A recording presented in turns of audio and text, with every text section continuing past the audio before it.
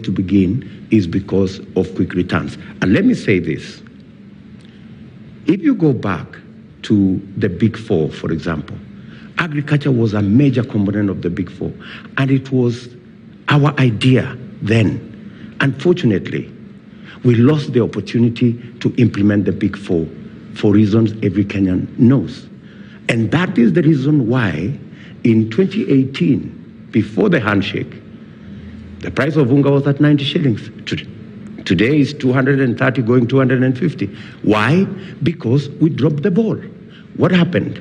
We were supposed to have a fertilizer subsidy program, which I had started. And when supply goes down, demand goes up, prices go up. And that is where we are. Lakini mheshimiwa, kwa heshima zote, hata kabla ya handshake, wakulima kutoka Rift Valley, mahala ambapo umetoka, mahala ambapo inasemekana kuwa ni ngome yako ya kisiasa, wamekuwa wakilia.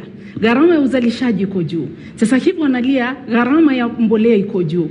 Unapata kwamba kila mwaka nenda mwaka rudi, hata kabla ya handshake walikuwa wakisema kwamba wanalima kwa kutumia pesa nyingi na kuuza inakuwa kwamba gunia ya kilo 90 wanauza kwa shilingi 2,500. Wanaona kwamba hawana faida.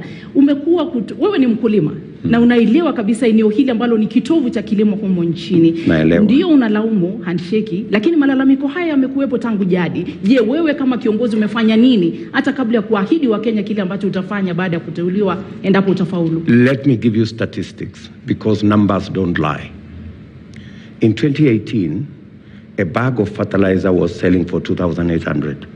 It's now selling for 6,500. In 2018, we were selling maize to our granaries at 2,500. A bag of maize today in Eldoret, since you have talked about Eldoret, is 6,500. That's what is translating into the high cost of food.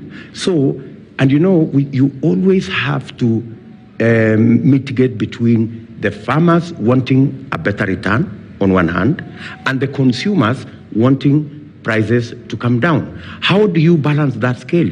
That is why in our manifesto we have said we need to increase productivity. How do you increase productivity? You support the farmer. You make the farmer more productive. That's why we are saying we will have a fertilizer subsidy program that is going to enhance productivity. Where you're producing 10 bags with good agricultural practice, including what my good brother has said there, making sure that the farmers have quality seeds, and that's what we have said. The farmers have fertilizer, and they have good pesticides. You automatically translate a farmer who is getting 10 bags to 25 bags. So the farmer is happy to sell at 3,000 or 2,500 because on an acre he is making good money, but also it doesn't affect the price of the consumer. So that is where we as Kenya Kwanza are saying productivity, and that's how you enhance productivity. It is simple. There is no magic. There is no miracle. You just need to do things right. Mr. DP, and as we go also to Michael Ondiala, who's CEO, Agronomy Plus Limited, on what you're talking about improving on produce and empowering the farmer, you're talking about returning the guaranteed minimum return, yeah, for scheduled crops. And the history of that in this country has been poor. And so the concern here becomes that this approach then may result to larger farmers benefiting and being a disproportionate return to them as compared to the consumers, so that Kenya Kwanza then would be seen to prioritize larger farmers who are those in some who support you call dynasties, as opposed to the smaller, lower income earning person who's the hustler that should in essence be supporting. So wouldn't this then in essence go back to the very same thing you're opposed to? If you read our manifesto, we are very specific. We are targeting out of the farmers that we have. We are targeting 2 million farmers who today, they are farmers, but they are net importers of food. And we have said these farmers, we're going to support the 2 million farmers with a fund that is going to be a fund that's going to be available every year. And we are also going to support them with extension service. In fact, we have costed. How much is it going to cost us to support these 2 million farmers? How will they be identified, these 2 million farmers? We have already a data bank. It is with the government. We already have a data bank of all our farmers. We carried out a census of farmers 6 years ago. We already have a data bank of the farmers, and they are identifiable. So these resource-poor farmers who today are net importers of food, we want to make them produce a surplus. And we have agreed that for an acre of land, we're going to spend 15,000 shillings on inputs. And we are going to spend another 12 billion shillings every year on making sure that these farmers have extension services. They are using the latest. So that farmer not only becomes a surplus producer, but he also has money change in his pocket, as much as also producing enough food for us to supply the rest of the country. So when we talk about GMR, these are two things. Number one, we are targeting resource-poor farmers, and we have said where we are going to spend 90 billion shillings in 5 years. And these farmers, in our calculation, they will produce 500 billion shillings in 5 years. All right, sir. Our competitors, on the other hand, want to do the same thing. They want to target 2 million people, but they want to spend 700 billion and get nothing in return. So there was a world of a difference. Let me finish with the GMR. The GMR story is different. We want to make sure that every farmer has a guaranteed outcome.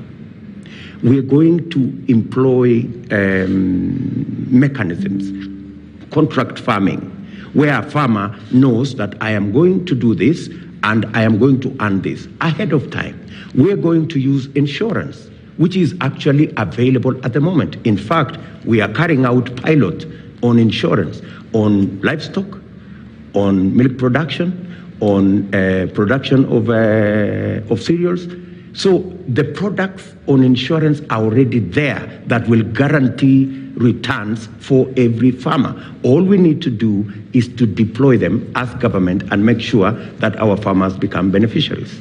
All right, I believe it's time for us to go for our news break. It's 9 o'clock, and Michael Ondiala will be coming to you because it's important, even as you're talking about having these 2 million farmers, that there is clarity on who they are. Yes. They say poor farmers, but we've seen abuses in this country where it's still the cabal, if you would like, of the rich that still end up benefiting. But news always comes first here on KTN News.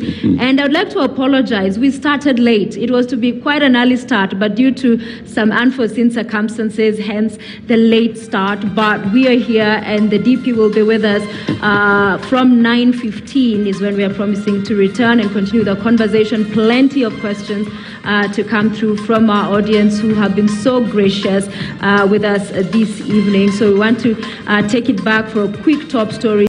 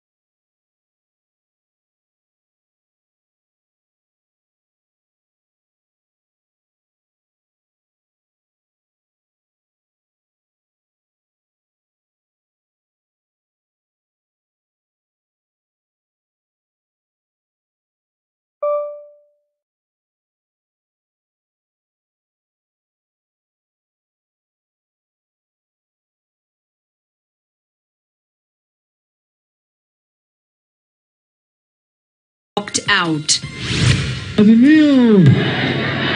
Azimio Brigade, led by Raila Odinga, stormed Kirinyaga County, asks IEBC to seal loopholes that could lead to manipulation of votes. UDA. Plus, Deputy President William Ruto warns electoral body IEBC against entertaining ultimatums from the Azimio camp. Ninataka kuzingatia kufanya utafiti kuhusu fasihi ya Kiswahili katika tasnifu yangu. Also tonight, Kenyans join the world in celebrating Swahili, the most spoken local language in Africa.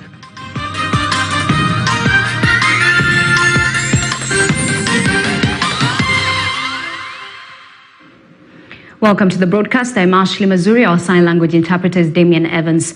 Now, it's now 32 days to go to the polls, and the first batch of ballot papers arrived at the Jomo Kenyatta International Airport early Thursday. The batch comprises of Senate, Governor, and Woman Representative ballot papers for some polling stations in 10 counties, among them Nairobi and Mombasa. And as David Mudhoka reports, the Thursday morning consignment is the first in a series of consignments expected in the country from Greece over the next 3 weeks. Thursday morning at the Jomo Kenyatta International Airport's cargo section, the first batch of the approximately 123 million ballot papers to be used in next month's general election. We have received a total of 128 pallets today, of which for Senate is 111, for Governor 9, and for seats of women member National Assembly 8 pallets. According to IEBC Chairman Wafula Chebukati, among the areas that have now received Senate ballot papers are Dagoretti North and Dagoretti South in Nairobi County, Wajir East and Wajir West in Wajir, Lungalunga in Kwale, Voi and Taveta in Taita Taveta, Entebes, Cherangany and Kiminini in Trans Nzoia, as well as Runyenjes and Mbere in Embu. Others are Mwingi North, Kitui South, East and Central in Kitui, Balambala in Garissa, Jomvu, Likoni, Kisauni, Nyali and Changamwe in Mombasa, as well as Garsen in Tana River. We shall continue receiving the ballot papers between now and the 29th of this month. The presidential ballot papers will be the last to arrive, and those ones then we shall invite the presidential candidates or the agents to join us on the inspection right from the arrival by the aircraft up to the loading place. Conspicuously missing from the first consignment were governor ballot papers for Nairobi and Mombasa counties, where rulings on whether some gubernatorial aspirants should or should not be included in the respective races are still pending, with this attributed to likely last-minute changes to the governor ballot papers in the two cities.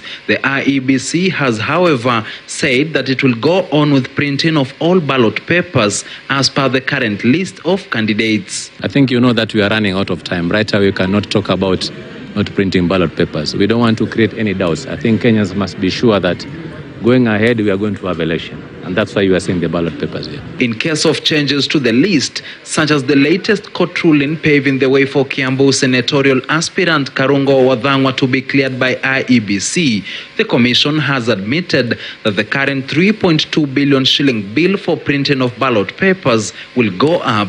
Even though that's not our expectation.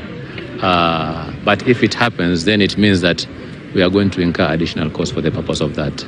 This as the poll agency further downplayed claims that the first batch was printed before the list of candidates was gazetted as per the law, saying that the Commission has since gazetted candidates in the August 9th election. The government printer has been having challenges in finalizing the printing of the gazette notice because it's bulky. With the data which is in the gazette notice, which includes symbols of candidates, and I'm informed they'll be finalizing any time today. But as a commission, we submitted the list on 30th, and what happened at the government printer is beyond our control. According to Chebukati, election preparedness by IEBC is still on track with 32 days left to election day. David Mudhoka, KTN News, Nairobi. Still on electoral issues, the electoral body IEBC says it will only revert to the manual voters register as the last resort. The IEBC chairman, Wafula Chebukati, in a response to demands by Azimio for manual register, said it will abide by the court's decision that put the electronic system as the primary register in the August 9th elections.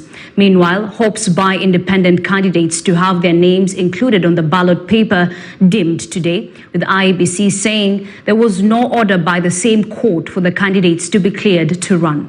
KTN's Emmanuel To reports. We are telling the IEBC they must have a manual register along with biometric identification of the voters on that polling day. Kabla hivyo hakuna uchaguzi.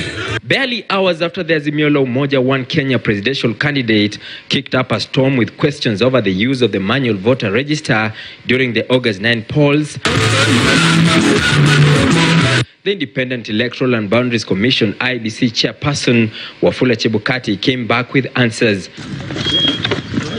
The Electoral Commission now sticking to its guns, reiterating an earlier stance that it will only resort to the manual register as the last option. The way forward was we proceed to print the register, but we await the outcome of the court as to the way forward on the matter of physical register versus the digital register. The judgments held that the primary data of the register of voters is the biometric. The same judgment says there will be a complementary system in the event that a voter will not be able to be. Chebukati trashed allegations of a grand scheme to rig the election through the electronic system in the polling stations. Wamechagua polling stations kama 10,000 pale ambapo wataweza kuingiza hizo kura 200 ili ingie pale ndio wapate kura 2,000,000 ya ili ya ziada ya uongo. At this rate, then we are not waiting for the court case. We are having conversations through public rallies. You use the biometric register to print the paper register. The Commission has doubled the number of spare kits in every ward. Instead of 3 in 2017, now we have 6. This came as the electoral agency dimmed the hopes of the independent aspirants who had hoped to get clearance from the commission after the High Court quashed the requirement for copies of identity cards of their supporters to be cleared. There is no such a positive order directing the commission to clear those aspirants. So the law applies moving forward, and the commission is guided. The commission has a feeling that that judgment is not sound with respect, and has filed a notice of appeal in that respect, and is applying for a stay of execution. Chebukati also responded to the allegations that linked the Ford Kenya leader Moses Wetangula to the Inform Lycos ballot printing company. I've never sat with an individual to discuss procurement, and I think it's very unfortunate that some leaders can stoop so low to try at this point in time to try and malign the character of the chair. So in terms of procurement, I want to assure the Kenyans that the procurement was done above board. The commission had early morning engaged the Kenya Private Sector Alliance to update them on its level of preparedness ahead of the polls. The Independent Electoral and Boundaries Commission, IEBC, has maintained that it is only going to use the physical register as the last resort in an effort to curb malpractices during the August 9 polls. Emmanuel To, KTN News, Bomas of Kenya, Nairobi. The hunt for votes in Mount Kenya region continued today, with the Azimio team pitching tent in running mate Martha Karua's backyard of Kirinyaga County. The Azimio team dismissed reports to the effect that they won't participate in the elections if manual voters' register is not used to complement the electronic register. The team, however, warned IEBC against allowing loopholes that would lead to manipulation of results. Clement Masombo reports from Kirinyaga.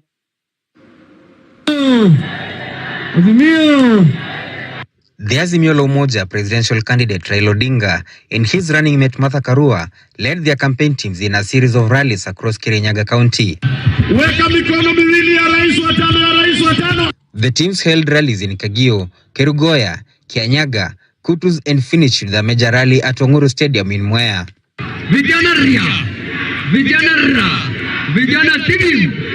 While exuding confidence of winning the August 9th polls, the Azimio leader assured residents of Kirinyaga that they will lower high cost of living within his first 100 days after assuming the presidency. Hatutaki kuona kama wakulima wetu wananyanyaswa na shirika ya serikali. Hiyo itarudi chini mara moja. Raila Amolo Odinga ambaye ni kinara wangu ameahidi ya kwamba tukiingia kwa serikali, kazi yake ya kwanza itakuwa ya kuleta gharama ya maisha chini, kuleta unga chini, kuleta mafuta chini, na ile mambo yote inafanya gharama ya maisha kufanya nini? Kupanda. The Azimio team also dismissed reports that they will not participate in the August general election if the electronic register was not completed with the manual register. The team was, however, categorical that there should be no loophole for manipulation of results. Sasa sisi tuko na hakika ya kwamba tutashinda uchaguzi ijao kwa 70%. Lakini tunataka tufunge mwanya yote ambayo ifanya anaweza pitia. Sio ati sisi tuko na shida, tuko na numbers. Nimesikia wengine wakiwa na vitisho, wakiwa na hasira. Mswahili anasema hasira ni sisi hatuwezi kususia. Sisi hatutasusia uchaguzi. We shall not boycott elections. Sisi wao uchaguzi. Lakini tumwambie tume ya uchaguzi wasithubutu kujaribu katika kuiba uchaguzi. Haitafanyika Kenya hii. The vote hunt for over 5.7 million votes from the Mount Kenya region continued on Thursday by the Azimio la Umoja presenting a series of rallies across Kirinyaga County. On Friday, the Azimio team will head to Kakamega County. Clement Masombo, KTN News, Kirinyaga County. You're watching KTN Prime. Thank you very much for staying with us this far. We'll take a fast commercial break. We'll be back with more stories.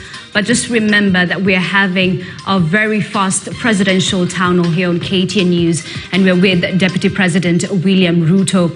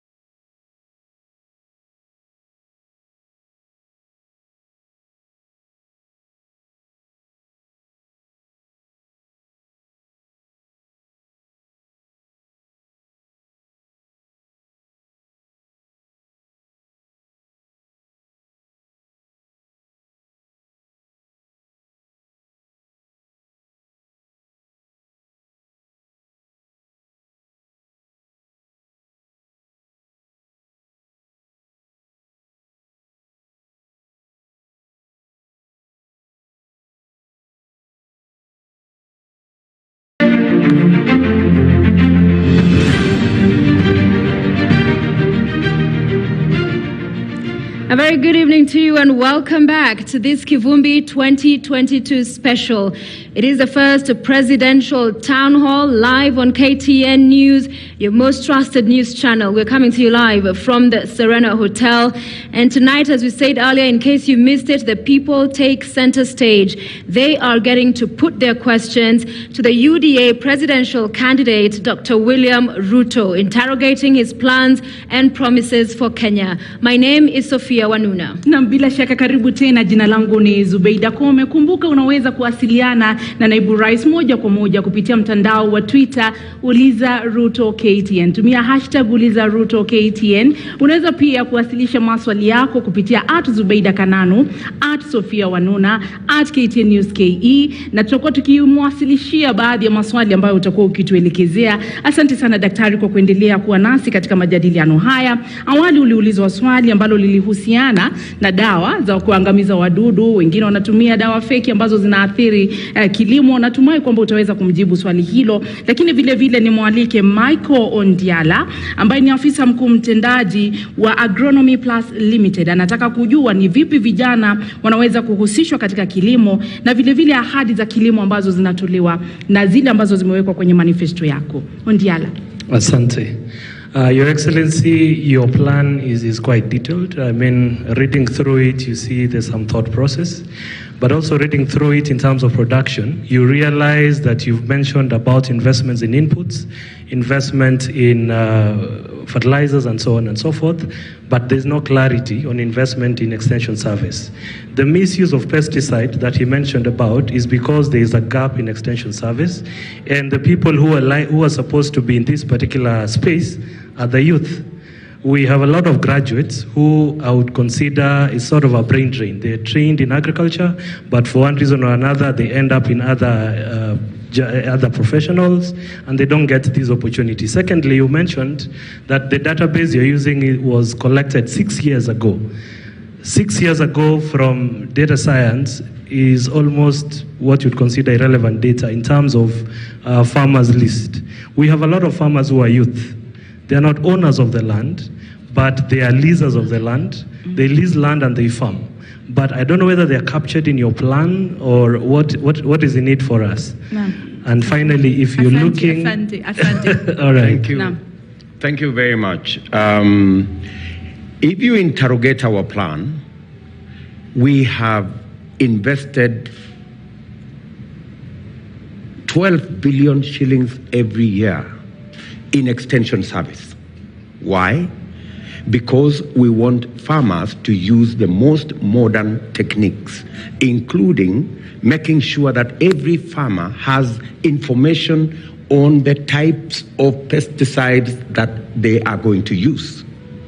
Our undoing in the whole agricultural sector has been extension service. In fact, if you interrogate our plan, we have put a revolving fund of 30 billion shillings, which is static for 5 years, but we are putting 12 billion shillings every year. In fact, in our plan, we are putting more money in extension service than even in the revolving fund, because we realize that it is the quality of the information a farmer is operating with that will make him productive. He needs to know which pesticides have been banned, which pesticides carry more residues than others, and how does he apply them? At what point? You know, some of the problem why you see residues in food is because a farmer doesn't know when to apply pesticides. Sometimes they apply it immediately and then they go to harvest. Then you end up with a lot of residues in food. So the investment we are making of close to 60 billion shillings in 5 years is to make sure that all the graduates from all our TVETs, all the graduates from our graduating with knowledge in agriculture will be the ones to drive our agricultural productivity. Secondly, when we are looking at that space, we are looking at creating jobs for those who will be providing extension service. We're also looking at younger farmers, because many a times the younger farmers don't have the correct information. They do not know what to do when. So our extension, our robust extension service is actually going to rope in new farmers. You may want to know, for example, that the average age of a farmer in Kenya is 60 years, which means many of our young, talented, energetic Kenyans are not participating in the most productive, in the most important, and in the most competitive sector in our economy, which is in agriculture. Right. And therein, that's where we lose. Finally, on the subject you mentioned, there is also an element, if you interrogate our manifesto, of mechanization, because mechanization brings a lot of multiplier. You know, what a farmer can do in 4 hours, a machine can do in 30 minutes. You know, so mechanization is going to be part of that program, and we already have templates on how we are going to rope in mechanization. All right. I want us now to shift gears from agriculture to infrastructure. And President Kibaki, as well as President Kenyatta, focused largely, we saw heavy investment when it came to infrastructure. And we now want to call upon Patrick Gadara, who's Curator-in-Chief, the Elephant. A question around the standard gauge railway, which has seen some contention around the same. Please take the mic for your question. Thank you. I think it's fair to say that you are one of the most ardent supporters of the SGR. That's right.